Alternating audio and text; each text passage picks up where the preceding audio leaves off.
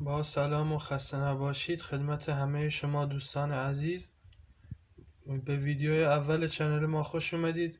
من گفتم یه سری کلمات رو مثلا هر روز همینجوری یه صفحه بنویسیم، با همدیگه کار بکنیم، با همدیگه زبانمون رو تقویت بدیم.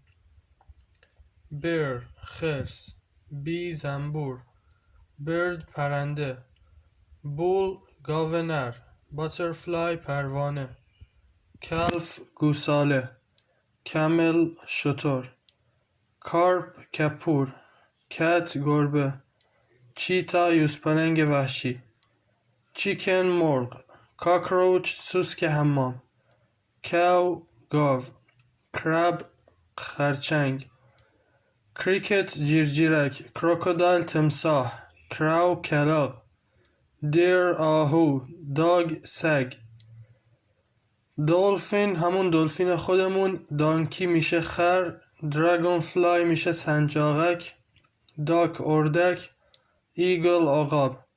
لطفا همگی نظراتشون رو بگن توی کامنت ها. دست همگی هم برای دیدن ویدیو خسته نباشه.